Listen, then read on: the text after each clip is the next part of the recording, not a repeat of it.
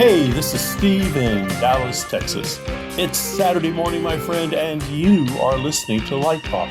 This is Stan the Pan in the hot, oppressive, generally uninhabitable Gainesville, Florida. I'm melting. And you are listening to Light Talk. This is David, coming to you from the beautiful Belmont Shores neighborhood of Long Beach, California. And if you don't already know, you are listening to Light Talk, and we are the Lumen Brothers. Hey, I've done it again. I've roped in a listener to talk on our show. I know. What great work have you done, Stan? I didn't do anything. They're just coming out of the woodworks now. This is the fourth listener we've had in 5 weeks. I'm trying to be less narcissistic. What is exactly Stan the Pan? Yeah. Well, like frying pan, like being hot in the pan. You didn't make the connection. So Stan in the pan. I should have said, yeah, better, even better, Steve, my excellent editor. I should have said Stan in the pan. So anyway, so what does Doug not have in common with the other three? Why is he different than all other nights? Yes, it's like Passover. It's like what makes Passover. Doug different? He has all of our swag over the years. No. Doug, do you have any swag? I don't have any of your swag. No, we need to send him some stickers. Yes. He has no swag. Nothing. At the very Right. least. Oh, So man. He has no swag. So he'll have swag after today. But he is different because his name does not start with Jack. That's true.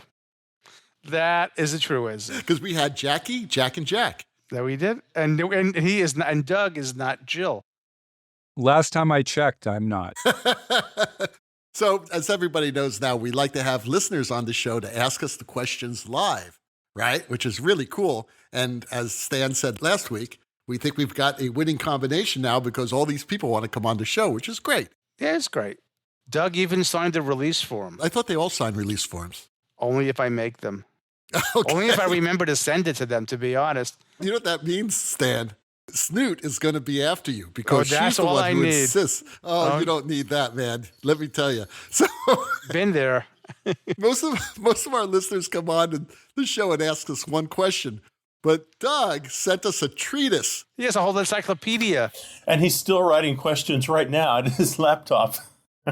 He sent us a treatise on what we as lighting designers and educators are lacking on this program. Yeah, he sent us a whole thesis. We're being evaluated by Doug. We might lose our jobs tomorrow. It's good. It's good. It's all good, man. So today we have invited Doug Feinberg onto the show. How you doing, Doug?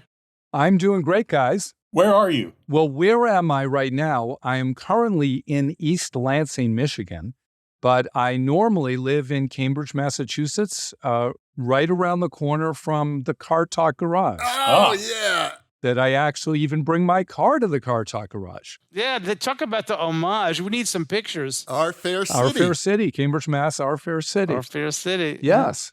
So tell us something. There is the law office of Dewey, Cheetum, and Howe up in Car Talk Plaza, right? It is. It's right. There is no Car Talk Plaza, but there is a building in Harvard Square that has the sign of Dewey, Cheetum, and Howe in the window up on the third floor. Can we get a picture of that? We need a picture. Sure, of that. I will get you a picture of Dewey, Cheetum, and Howe and the Car Talk Garage, and I'll send them along to you. I say we go back, guys, in honor of Doug's visit. We go back and change the law firm just temporarily to Dewey, Cheetum, and Howe as a nice tip of the fat hat. Can we not do that? No, that's all copyrighted. Oh, Can't come do on. that. They won't come after us. We don't have anything. That's why we stopped playing the Bruce Springsteen Blinded by the Light I'll thing. tell Snoot that you want to change the name of her law firm, and I'll let you do it. I'll just say we were indicted on a few counts, and we need a new law firm just until the election. Okay. So, Doug, why don't you tell us a little bit about yourself? A little bit right? about myself. I am I teach theater design, and I'm the theater designer and technical director for a high school in Massachusetts. And I've come to doing lighting and theatrical design relatively late in life. Before that, I was a video producer for many, many years. And before that, I was the owner and producer of a small theater in the Boston area, a Second City-like theater in the Boston area. So I started doing theater in high school. I did it in college. I then went into the professional world and did some video production work, then went back to theater work, then back to video production work, and back to theater work again. And I guess I've got a bad pattern going on here. But the design side of things is relatively new to me. And you guys have been, I want to say before anything else, what a huge help you three and all the other Lumen people have been in helping me understand this, because I really didn't know much about it until I started doing it about 4 years ago. And later in life, I'm doing this. So I didn't go to graduate school for this. I didn't take many courses or any classes in lighting design or theatrical design. And I've sort of soaked up every resource that I can, podcasts and books and videos and all those kinds of things. Wow. And how long have you been listening to this crazy podcast? I think I started when you were at about episode number, like, I'm guessing 125, something like that. It's season 2. Yes. And at that point, for whatever reason, I listened to like 125 and then listened to them in order backwards. Do you like play it backwards? No, I didn't play it backwards. You would have learned a lot more if you played them backwards. You would have learned that Paul McCartney had died. That's right. Like the Beatles, we have secret messages in our podcasts if you play it backwards. That's funny, Stan. It's true. So no, I did like episode 123, then 122, et cetera. Oh, my God. Okay. I do the same thing, but it's usually for television programs. I watch them backwards. Yes. They don't make much sense. No, they don't. What can you do? Well, neither does our podcast, so there you go. So, well, great, man. It's great to have you here. So just to show you, Doug, that we take your questions seriously, we have forgone our Let's Talk About segment today, and we will leave this entire 45 minutes for you to vent your issues with us. Okay. So let's get started with your first question. Okay. So there are many, many lighting options that somebody can look at. And often I hear you guys talk about, oh, we need to get a $5,000 moving head fixture for this place. And that seems to be the price point, at least for a moving head fixture, that you guys seem to state as what is the starting point. But a lot of theaters can't afford that, and their spaces don't demand it. And I'm curious about what are some lower priced options for smaller theaters in particular that you guys would recommend, either as moving head or static light. I'll jump in. You just answered your own question. And that is, what do you need the light to do? You're talking about what's right for your space. What do you need that light to do? So sometimes, people have a tendency to get the light that is overpowers the space. It's more light than you need. These secondary lights, which are good equipment, I think there is some mileage there from American DJ, and I think there's some mileage there from Elation also. But know what you want that light to do. If you don't need 2 gobo wheels, don't price it in. If you don't need an animation wheel, don't price it in. So just what you want that light to do. Stan, you do this all the time. You're recommending equipment to schools all across the country. You mentioned American DJ and some of the Elation products, but there's this company, Steve, I think in Texas. I'm trying to call up the name. I just tried to Google it. That makes pretty good stuff. I think, is it Mega? Yes, thank you. It's the four brothers. Yes. It's like MEGA-LITE. Miguel, Eduardo, and I haven't met the other two. But yeah, it's pretty good equipment, but it's the initials of all their first names. And I think I wanted to say something a little bit funny but true. The three of us and many of the people that we have on the show, except Steve deals with high schools, I think he likes to help them out in Dallas, we're spoiled. We are really spoiled. And I live in an entertainment state. Orlando is full of theme parks, even though I do high schools. They're who are the parents of the kids? They work at Disney. They work at the theme parks. But I'm so glad I remember that company. Go to MEGA-LITE. They got a nice range of gear, all different price points, and it's good, but not the fancy stuff. And I think that would be the place to go. So, Doug, I think what my brothers are saying is absolutely correct. don't buy more light than you need.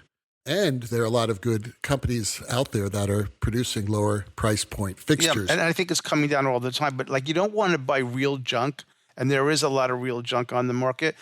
And you don't have to buy the Cadillacs and the Ferraris, but there's those guys, MEGA-LITE, they're filling a niche, the niche that you're talking about in the marketplace. But you said that you're going to LDI this fall. Oh, great. That's where you find out. That's where you go to all these places. You'll find all these companies with lower priced, more reasonably priced lights. Yeah, and you can kick the tires, Yeah. You can see, and you can go to demos of them and, check them out. Find out what the warranties are. You can look at it. I mean, you could look at a thing and go, this looks like cheesy. Put your hands on it, open it up. Does it lock? To take it for a test drive, so to speak. And then you can do a little online research. But I think you made a good point that we tend to be a little bit biased towards the sweet, the expensive stuff. That's because we like toys. We like to play with. We're most powerful light. We're narcissists. I like the toys too. I just can't afford them. That's right. That's right. And that's fair. We understand that. Yeah. Right. But we usually don't pay for them. Other people pay for them. Yeah, I get that. So that's great. And we have larger budgets sometimes. So Doug, how did we do? I think you did pretty well. Did we answer that question?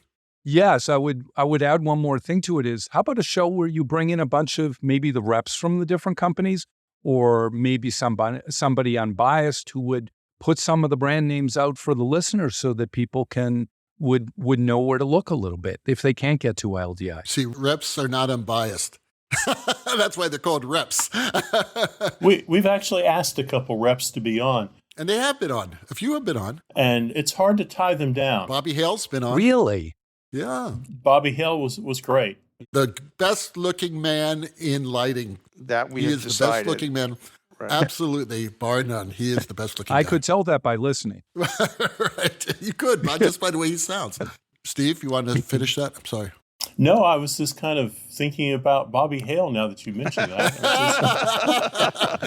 Okay, let's move on. Doug, sometimes Steve is just like the straight man. I love it. It's great. Why don't you ask us your next question? All right, my next question, which I'll cut down from what I wrote to you, which is that what are your favorite? You guys do a show, say it's a musical, for instance. What are your favorite lighting tricks? What are the things that you want to do every time because they work so well? First of all, there are no generic tricks because every show is different. There's really no generic trick that I could say, I will try to use this on every single show because every single show is different and the set's different and the approach is different. Now, what would I need on every show? I beg to differ. I bet you use front light in every show. No, I don't. Yeah, he likes kickers. He's a kicker man. I use as few front lights as possible. I've done shows with 0 front lights. 0. And they weren't dance pieces either.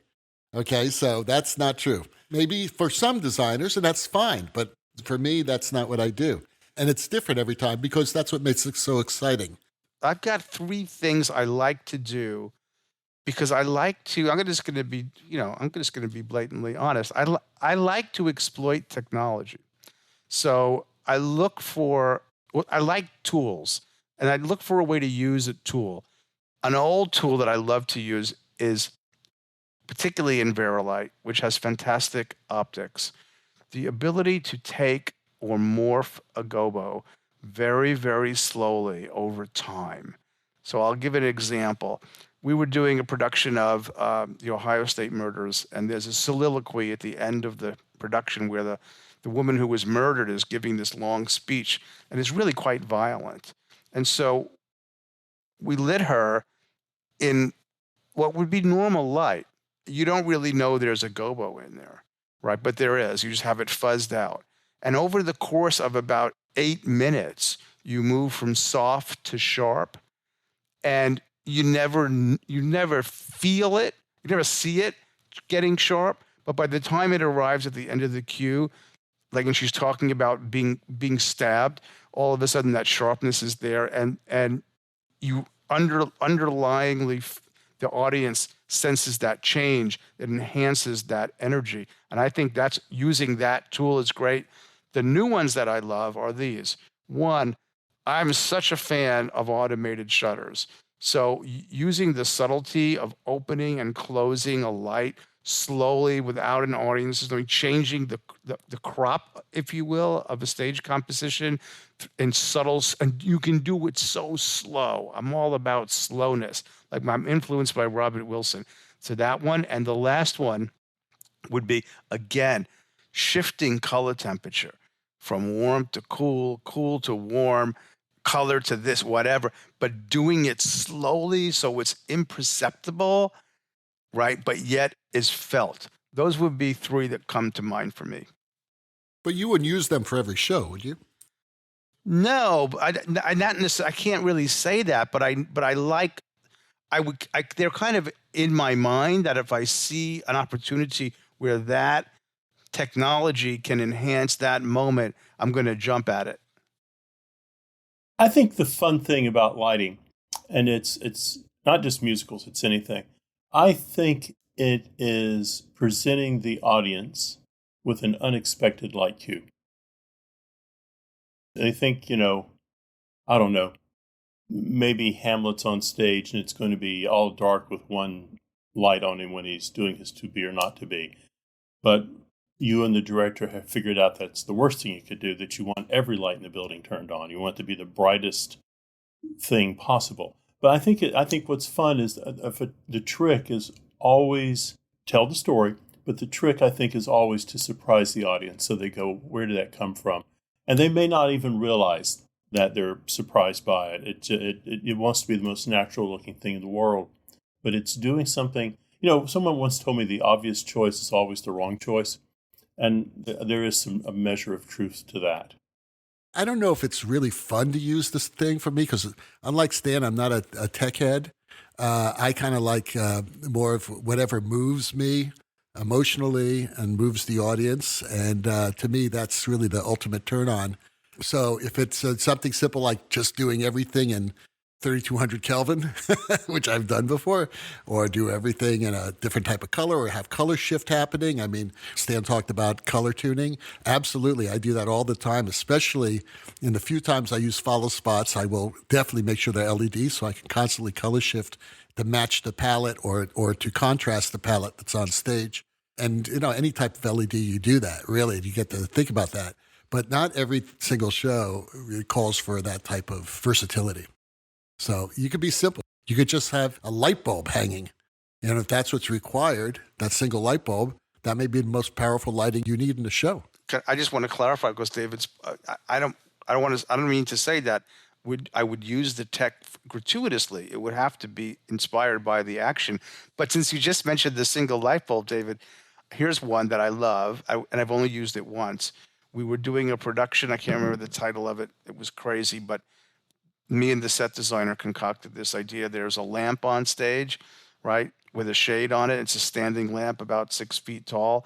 And this guy is doing a scene where he's got to be singing. And so we work with the director. So he rips off the lampshade and he grabs the pole of the lamp and he holds the bulb up to his face as if it's the microphone.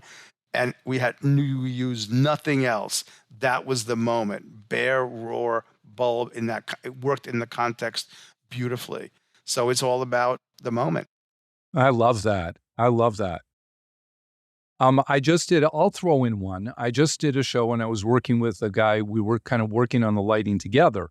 And he took two wash lights, RGB wash lights, and put them at the front of the stages, at the corners of the front of the proscenium, pointing at the opposite back corners. And for dance numbers, he'd shoot them pretty brightly, and you'd get these enormous shadows on the cyc in the back of the dancers. And it's a little cheesy, but it was really spectacular, and the audience loved it. Yeah, for about 15 years, that was in every single one of my shows. Okay, well, there you go, That's David. what I did. Yes. Those are called pitch shins. All right, so Doug, we're ready for your next question, buddy. My next question. Well, this, when I wrote it to you, wasn't really in the form of a question, but maybe we can put it that way, which comes up about when will LEDs replace incandescent lamps? And in my world, first of all, I'm at about 50-50. And I give away some of my older incandescents, and people can't wait to have them. post them on local Facebook groups, and I get people responding immediately saying I want them. And I've gone to many shows, including recently off-Broadway shows, and they're still using incandescents.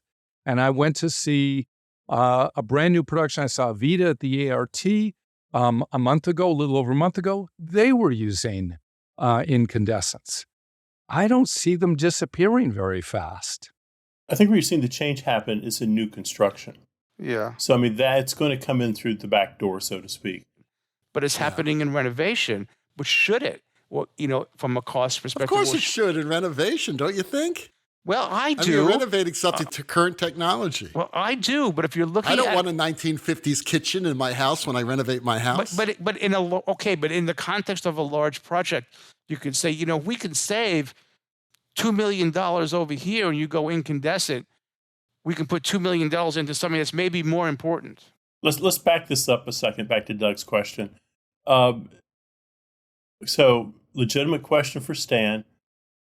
In 10 words or less, are there any major manufacturers still making incandescent ellipsoidals? I think they actually still are. ETC looks like they're still making them. The truth is, I have not specified any, right, in quite some time. Okay, we are doing a renovation of a facility in the Midwest, and the owner said, we are not ready to go. This was my directive, even though I tried to convince them otherwise. We are not ready to go full LED. And so we put in SR48 racks combination of relay modules and D20 tungsten dimming, because they're not ready to, they're in a part of the country where they're not in Orlando or LA or Dallas, and they weren't ready. Now so we put in partial power distribution for LED, and we put in partial dimming, and we're doing that today because they have this huge inventory. So I think it's a point that you make, Doug. It depends on the circumstances, but I think how long.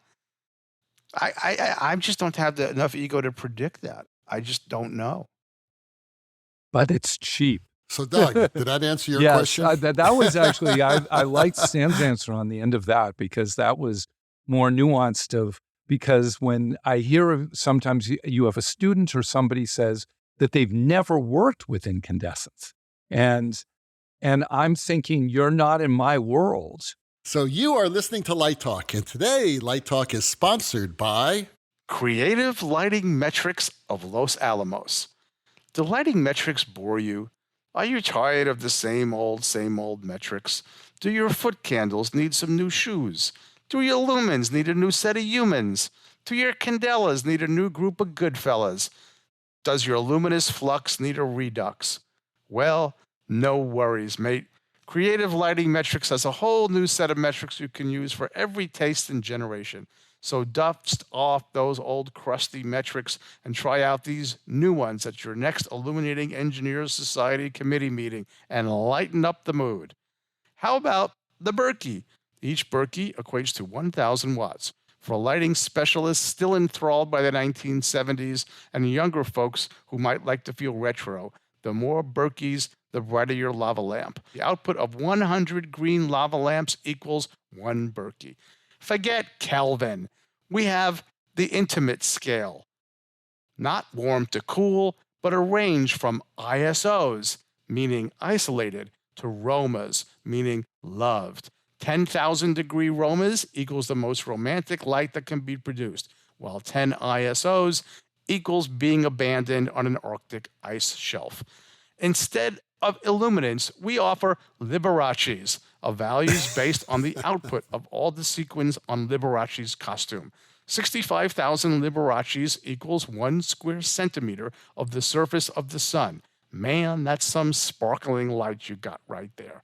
And forget candelas. We have Ed Norton's, or ENs, the amount of light you can compress into tiny nano-sized balls. Ed Norton's are old-school photons containing 1,000 photons in a tiny package, ready to go bang zoom to the moon. at the speed of light. So don't accept those boring old lighting metrics. Adopt new creative metrics and keep lighting design humorous. Or create your own humorous lighting metrics and share them with the lighting world. We can't wait to hear them. Bang zoom to the moon, Alice. I don't know where that came from. Just one night it popped into my head. It did, huh? It did. I loved it, Stan. I think it came up because I was trying to figure out how much power my house uses when the air conditioner's not on, and it's about 1,500 watts. So that's like, and we're throwing away our old Berkeys at UF. So I thought, so 1.5 Berkeys is about what my house uses when the air conditioners aren't on. There you go. That's funny. I didn't realize people still had Berkeys. Man, We did. Color-Tran fixtures. Did. Old Berkey Color-Trans, yeah. And now, back to Light Talk. So, Doug, why don't you hit us up with another one of your questions? Okay, this one directly relates to Stan's sponsorship Oh, no. thing that he just did. You didn't even know I was going to do that. No, I didn't. And I look, what a great segue I made, huh? Okay. So, magic. can the manufacturers, lighting manufacturers, please pick one standard for how they express the output of their fixtures? Lumens, lux, foot candles, or I like Liberace sequins. I'd take that one. Just one standard. So there's an apples to apples comparison between different fixtures. Well, you can't really do that. And I could get sciencey about lumens. Well, foot candles and lux are the same. Just one has one lumen is 10 lux. That's just an easy one. It's a 0. It's the same thing. It's luminous flux in all directions. But the other pieces you're mentioning describe different aspects of the behavior of the light.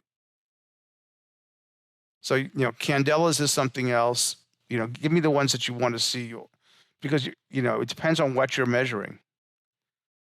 Well, what I would like is lumens. But even ETC, where I work with a lot of ETC products, Right. I don't think I've ever found a chart that just says, here's what a Source 4 does at 750 watts. Here's what a luster does at 3,200. What that puts out that compares to the Source 4 so that I know which one is brighter. Well, yeah. So, here we go into the sciencey weeds, guys. I'm going to say something quick and then be quiet and let you guys chime. So there's measured brightness and there's perceived brightness. And so the LEDs have changed everything in that regard.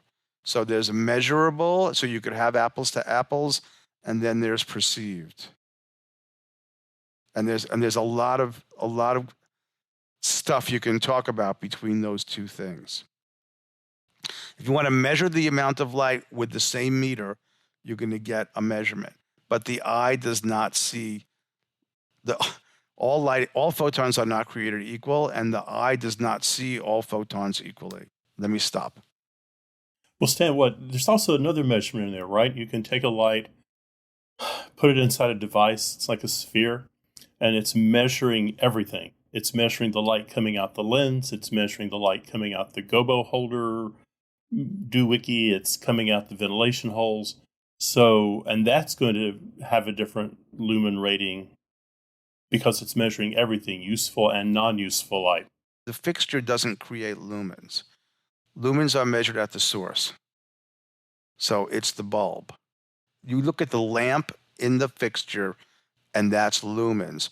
What you're going to see on stage that you're going to measure when it hits the surface is either foot candles, which is incident light, what's hitting the surface, right? And then candelas, what's coming back at the eye, reflected light. So you take a bulb, like Edison's light bulb, okay? It's putting out light in a certain sphere, let's say theoretically in all directions, but it's not in all directions, obviously. It has a distribution curve. And you're measuring lumen output or luminous flux. And you can take a measurement at any point called a striation coming off that light source. Got that? You put that in a fixture, things are going to happen to it.